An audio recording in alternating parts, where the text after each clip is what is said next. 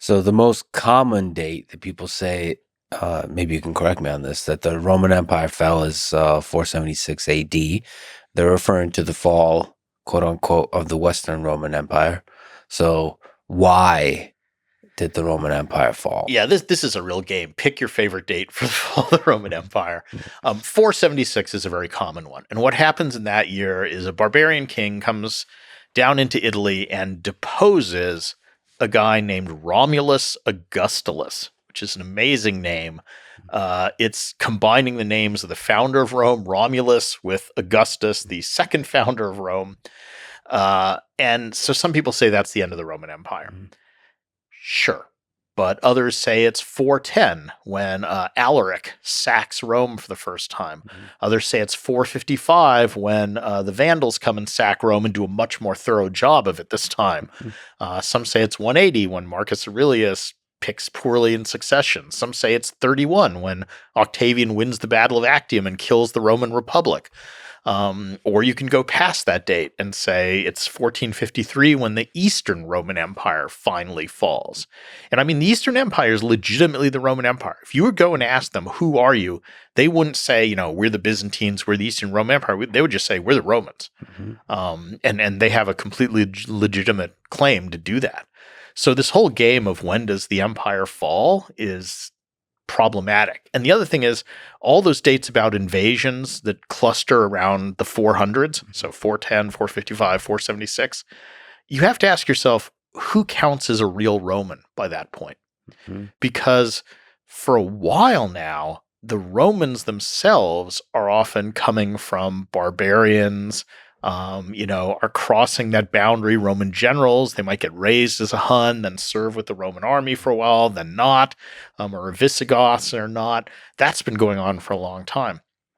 So what makes someone a real Roman? How do you tell that the guy kicked out in 476 was a, quote, real Roman and the barbarian king who took his place wasn't? That's a very arbitrary decision. There's so many interesting things there. So, of course, you described really eloquently the decline that started after Marcus Aurelius. And there's a lot of competing ideas there and the tensions. Just to interrupt you, I hate wishy-washy answers, which is what I kind of said. So I will give you this. Yes. I think by the end of the 5th century AD, the Western Roman Empire has transformed into something different. Yeah. So I don't know what date I can pick for that, but I can say by around 500, I don't know that we can call whatever exists there the Roman Empire anymore. And of course, the barbarians make everything complicated because they seem to be willing to fight on every side, and they're like fluid. Yes, which they integrate fast, and it just makes the whole thing really tricky to say, who's a Roman, who is not, and at which point did it like. And barbarians have been forming large parts of the Roman army for centuries. It's extremely fluid and not at all just clear sides here. So it's a mess. From a military perspective, perhaps, what are some things that stand out to you on the pressure from the barbarians, the conflicts, whether it's the Huns or the Visigoths? There was a military strategist, a guy named Edward Luttwak, who wrote this book, The Grand Strategy of the Roman Empire, which was basically about frontiers and how did the Romans define their frontier. And everybody's jumped on this and argued about it and says it's wrong and all, but started this debate among Roman historians about, what does frontier mean to the Romans? Did they conceive of their empires having a border, or was it always expanding, or what? And did they have a grand strategy? I mean, today, militaries have a strategy where we want to achieve this, we want to exert force here, we want to protect these areas. Did the Romans even visualize their empire in that sort of grand strategic way? And it's a real debate. I mean, there's some things that suggest, here they tried to rationalize the border and shorten it by taking this territory. Other people see it as just kind of random. So that's an interesting take, is how did the Romans conceive of empire?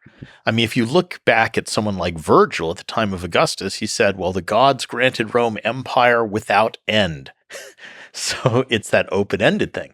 But even under Augustus, he seems to be pulling back and saying, well, I'm going to kind of stop at the Rhine. I'm going to kind of stop at the Danube. We don't need to keep expanding forever in the way we've been doing. So, I mean, that's an interesting concept of how do the Romans see their empire? Does it have a boundary? What are those boundaries? What does that mean? And then barbarians were very much making that boundary even more difficult to kind of define it, even if you wanted to. Right. And again, the other fun debate is, were these invasions, when the Visigoths cross the Danube and come into the Roman Empire, is this an invasion as it was originally described, or is it a migration, as some scholars have started calling it? Because the Visigoths were fleeing pressure from another Gothic group, and they were fleeing pressure from the Huns. And I mean, a lot of the early Gothic peoples who come into the Roman Empire are basically seeking asylum. They're saying, will you give us a piece of territory to live on within the boundaries of the empire? And in return, we will fight for you against external enemies. And the Romans make these deals with some of the Goths. In fact, they made a pretty good deal with the Goths, one group of Goths to do exactly that. Like, you can settle within the boundaries, we'll feed you, we'll give you a certain amount of stuff, and you fight for us. And then the Romans treated them really badly. They kind of didn't supply what they had promised, and so they turned against the Romans with good reason.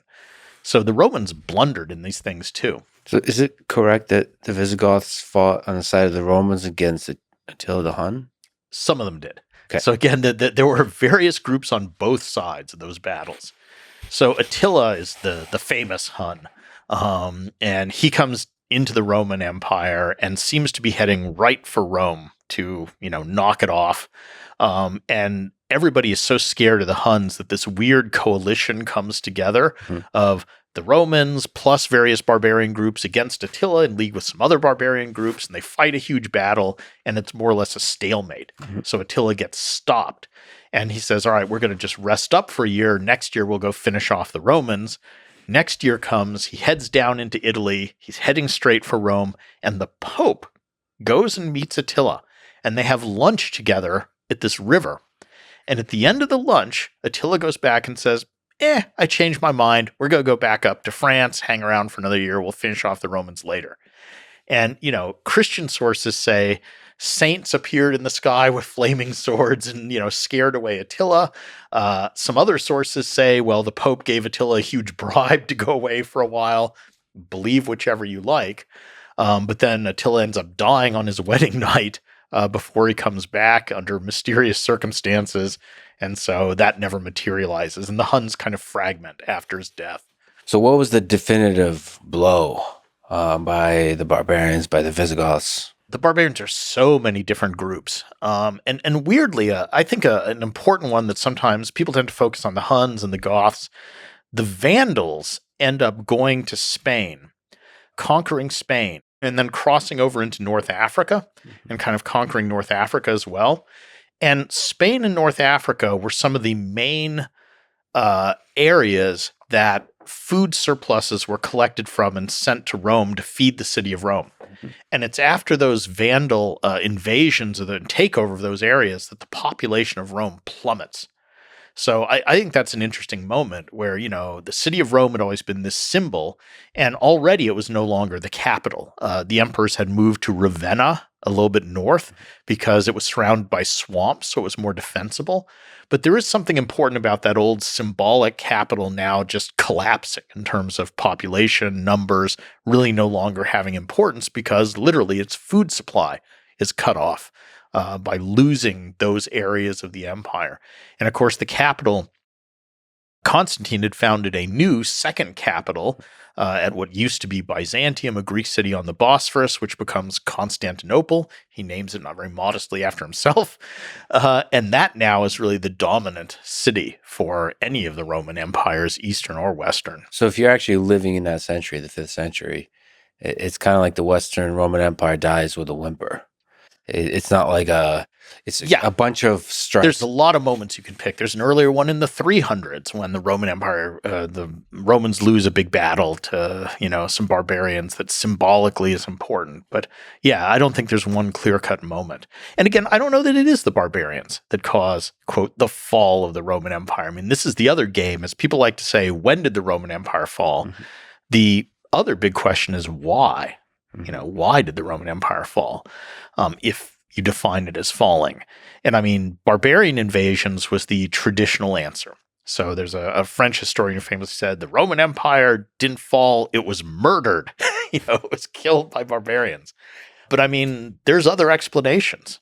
Some people say it was Christianity. Some say it was climate, that the Roman Empire flourished during this moment of luck when just the climate was good. And then you get this sort of late Roman little ice age and everything goes downhill. And that's what caused it.